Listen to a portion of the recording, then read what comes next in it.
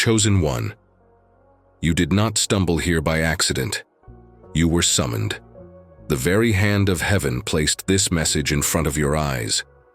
You've been wondering why your soul carries weight, why your journey has felt heavier than most, why your heart breaks, but somehow, even in the breaking, you still find the strength to comfort others.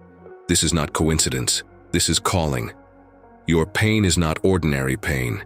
It has been a holy fire, a refining storm, a sacred initiation.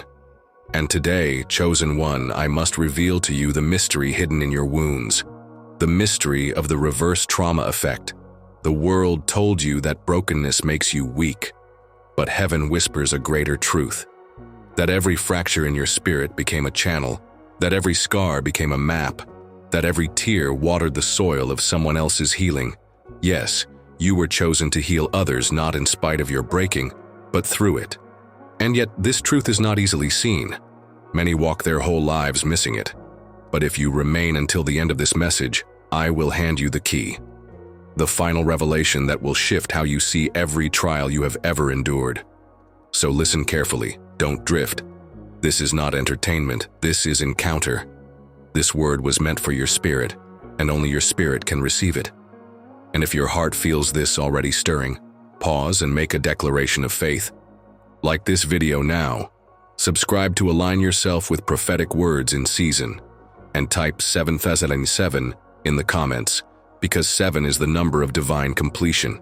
And today, your understanding begins to come full circle. Stay with me, chosen one, because by the end you will see your scars with new eyes. Hear this with your spirit, not just with your ears. What I'm about to reveal explains why your journey has felt so heavy, so unfair, and yet so sacred. You thought you were being broken, but in truth you were being branded. Life pressed and crushed you. You wondered if God had abandoned you. Why me? Why does everything collapse the moment I begin to rise? The truth is deeper. Heaven was engraving you with destiny. Picture clay on the potter's wheel. Seasons spin, the hands press, the clay collapses. To the clay it feels like failure. But the potter never discards. He reshapes until the vessel carries his vision. Your breaking was not the end. It was the beginning of a remaking.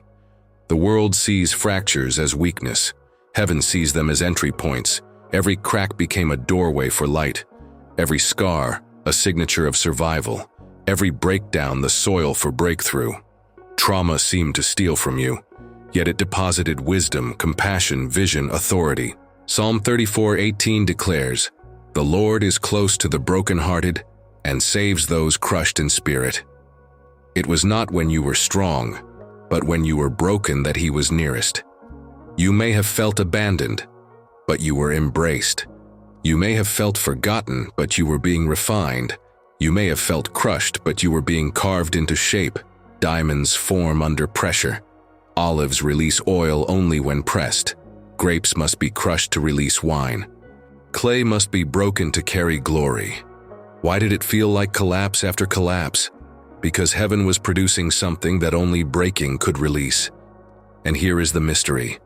What the enemy tried to destroy became the very mark that proves you are set apart. Rejection became the seal. Betrayal became evidence.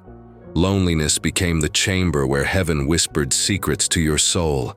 Breaking was never punishment. It was preparation. The potter's fingerprints are pressed deepest when everything feels shattered. Think of Joseph. Betrayed, sold, accused, imprisoned. To others he looked broken, but heaven was marking him for greatness. When his time came, his scars became credentials that saved nations.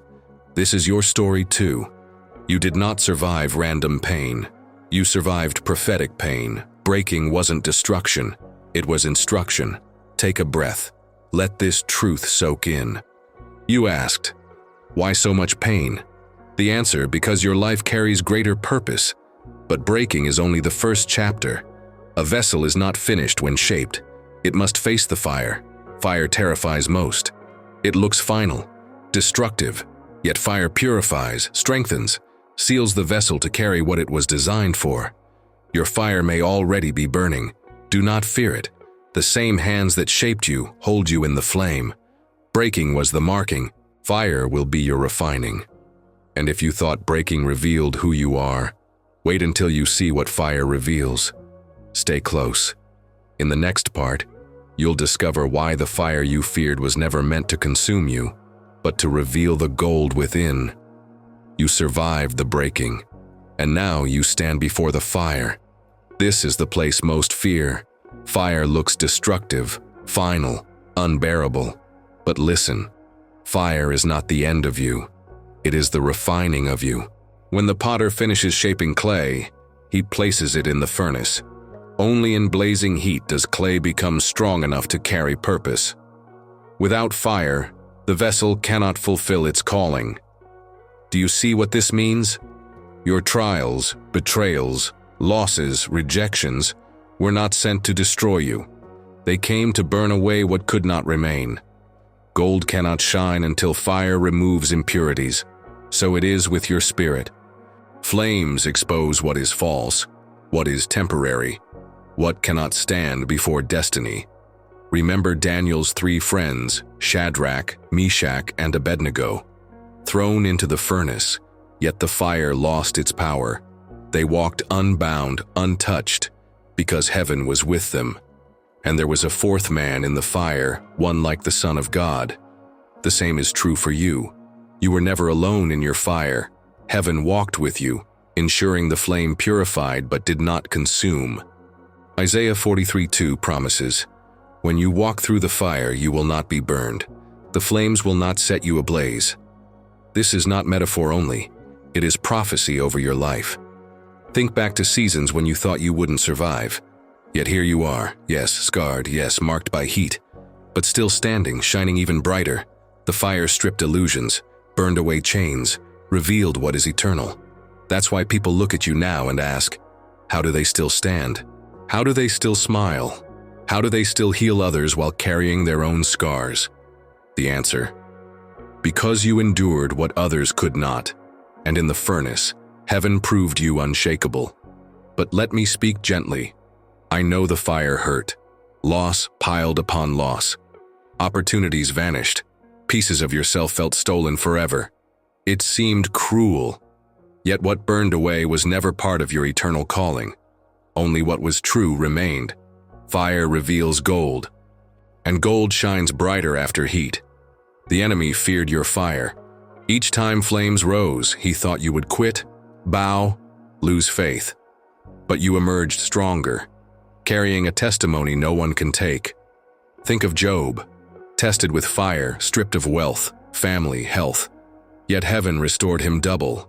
His testimony outweighed his suffering. The same principle is at work in you.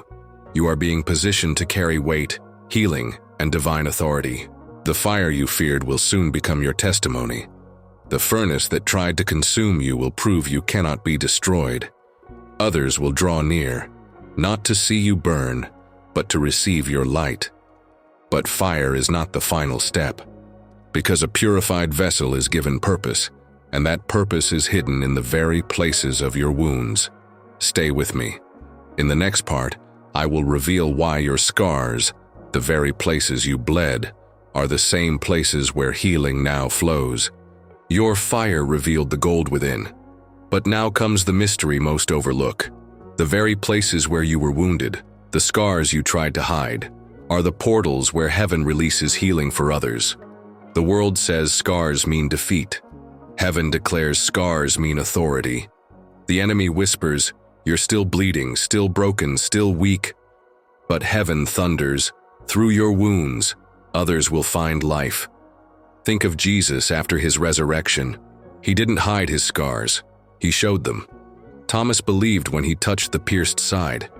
It wasn't the robe or the miracles that proved him. It was the wounds. Your scars do the same. When revealed, they ignite hope in others. Your trauma is not shame to cover. It is testimony to uncover. Because when you speak from survival, you don't just inspire, you impart life. Picture a tree struck by lightning, torn bark, scorched branches, to the world, ruined. But with time, roots deepen, the trunk shelters birds. and new growth rises from broken places. Your life is like that tree. What struck you should have ended you, but instead it deepened you. Now your brokenness shelters and blesses others. Isaiah 53:5 declares, "By his wounds we are healed." If this is true for Christ, it is reflected in you. Your wounds carry oil. Your scars carry medicine. Your story carries power to break chains. When you survived betrayal, you gained authority to comfort the betrayed. When you endured loneliness, you found language to heal the lonely. When you faced rejection, you received power to affirm the unworthy. What once crushed you now flows as healing. But perhaps you wonder, how can I heal while still hurting? Here's the mystery. Sometimes God uses bleeding healers. Paul carried a thorn that never left. Yet his letters, born in weakness, continue to guide millions. He didn't wait to be flawless. He poured out while wounded, and heaven multiplied it. Your healing gift is not postponed until perfection. It flows now, from cracks, from scars. That is the reverse trauma effect. Your deepest misery births your greatest ministry. This is not a call to remain stuck in pain. It is a call to recognize pain's purpose. Even as you continue to heal, heaven uses your story to ignite hope. Do not underestimate the authority of scars. The world crowns the flawless. Heaven crowns the scarred, because scars prove that death tried, but failed. Your scars proclaim, "I have been to the pit and returned with keys." They say, "I walked through shadows and still carry light." They declare, "I was broken, but not destroyed." Many will not be healed by polished words or perfect appearances, but when you show them your scars, when you say, "I was there too, I thought I wouldn't survive. But look, I am still here." Now pause on this question. If your wounds heal others, why does the healer often feel unseen, unheard, unhealed? Why does the one carrying light still feel surrounded by darkness? Stay with me. In the next part, I will reveal the mystery of the healer's loneliness, and why even in solitude, heaven is closest. You carry light. You pour out healing, wisdom, and comfort into others. Yet when the room empties and silence comes, why does your soul ache with loneliness? This is the paradox of the healer. You heal others, but who heals you? You comfort others, but who comforts you?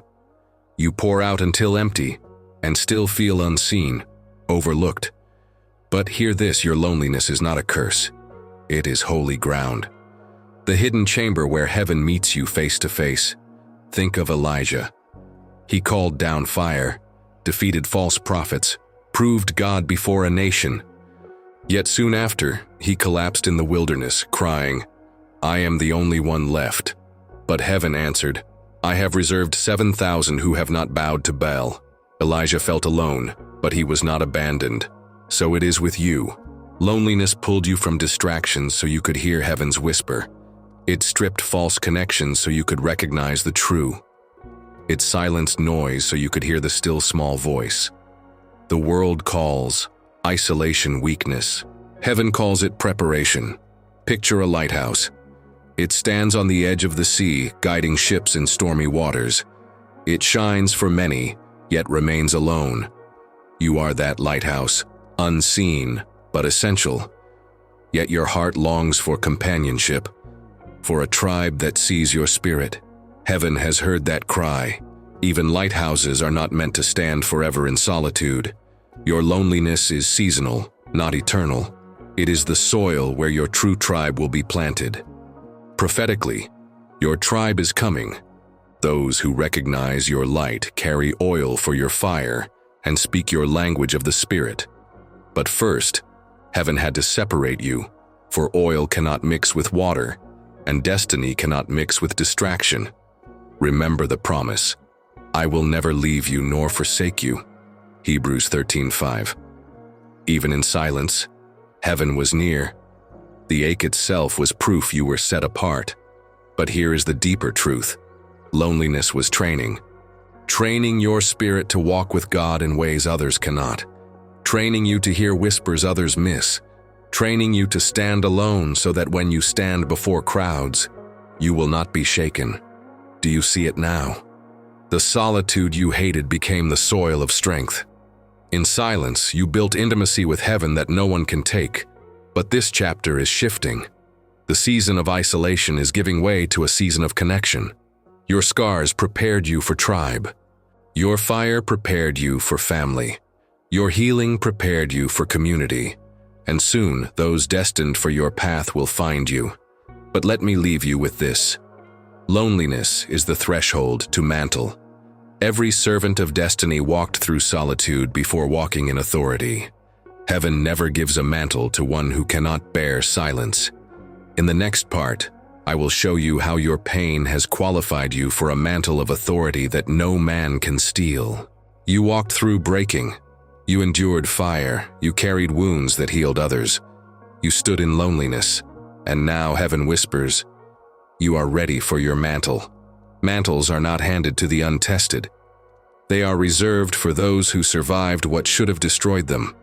That is you. Think of Joseph, betrayed, sold, accused, imprisoned. Every chapter looked like tragedy, yet each wound positioned him for destiny. What men meant for evil, God turned into preparation. Your story carries the same rhythm. The betrayals, the losses, the doors slammed shut.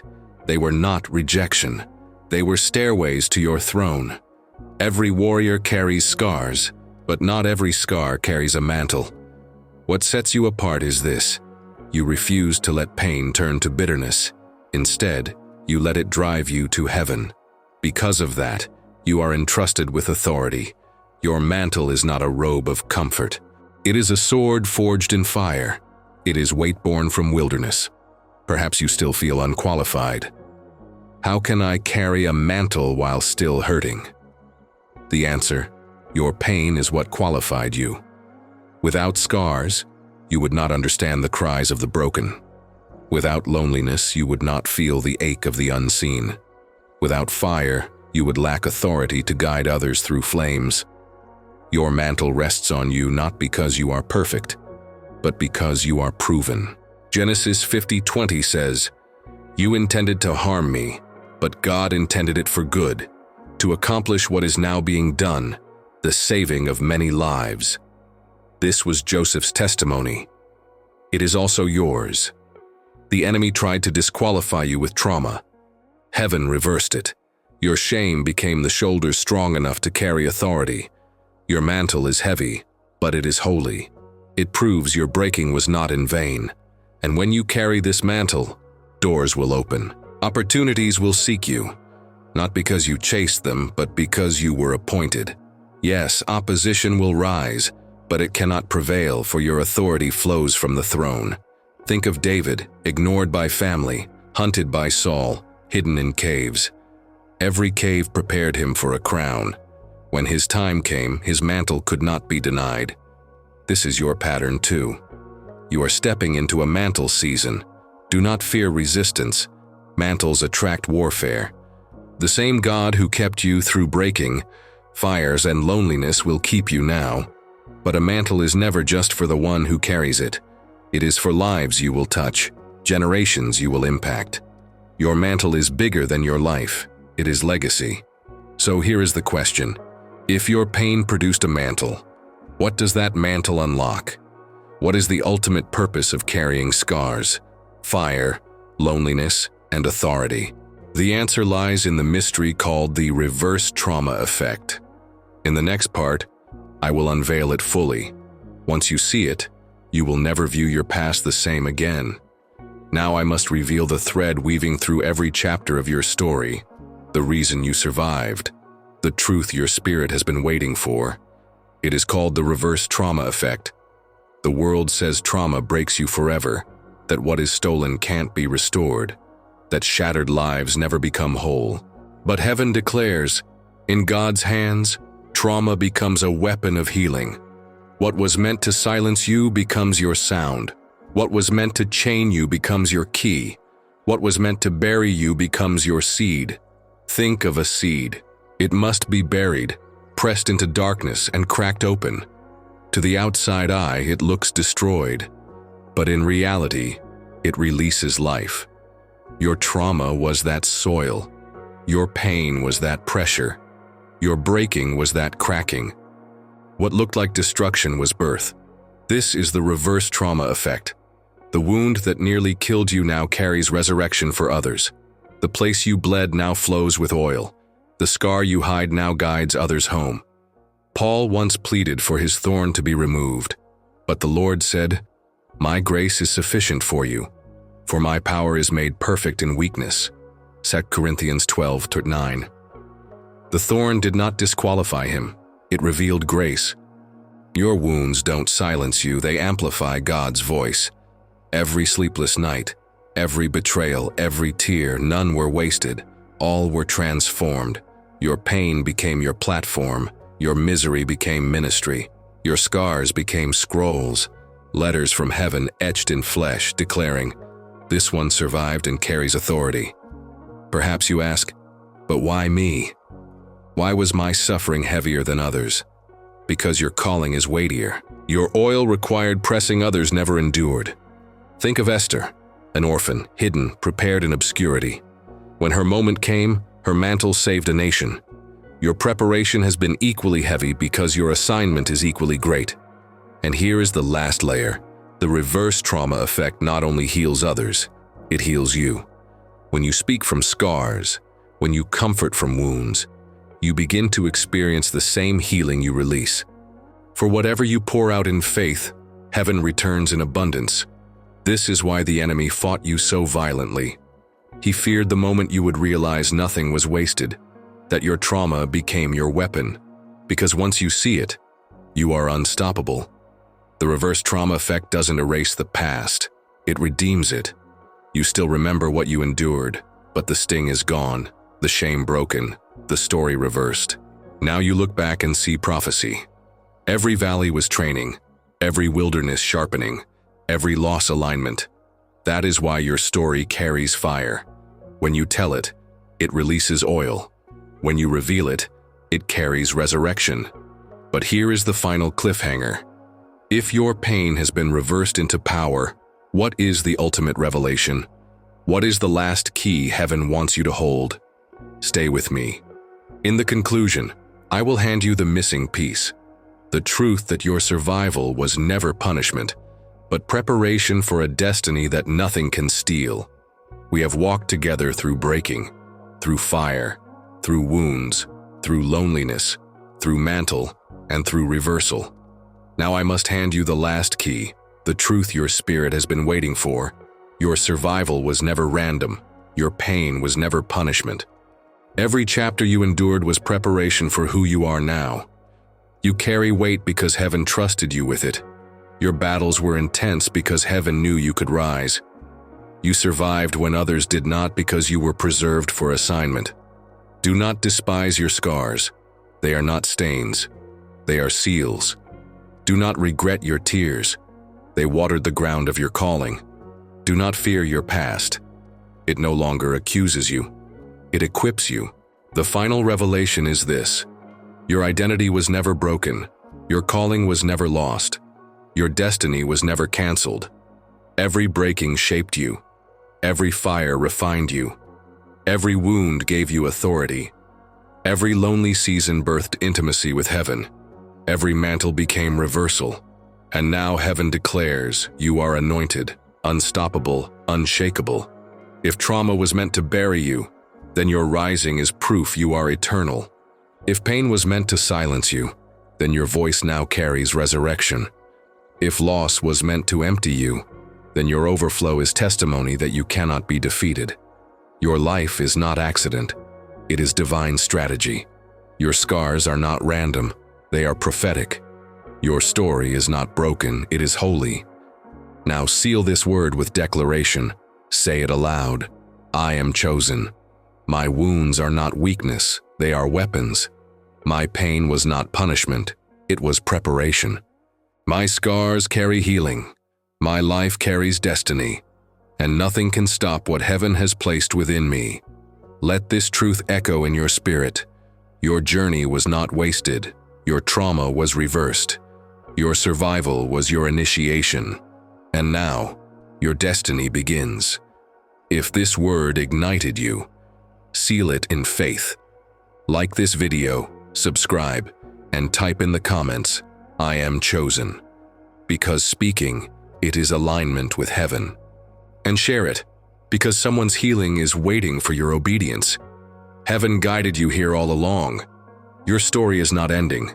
It is just beginning. You are sealed. You are sent. Amen.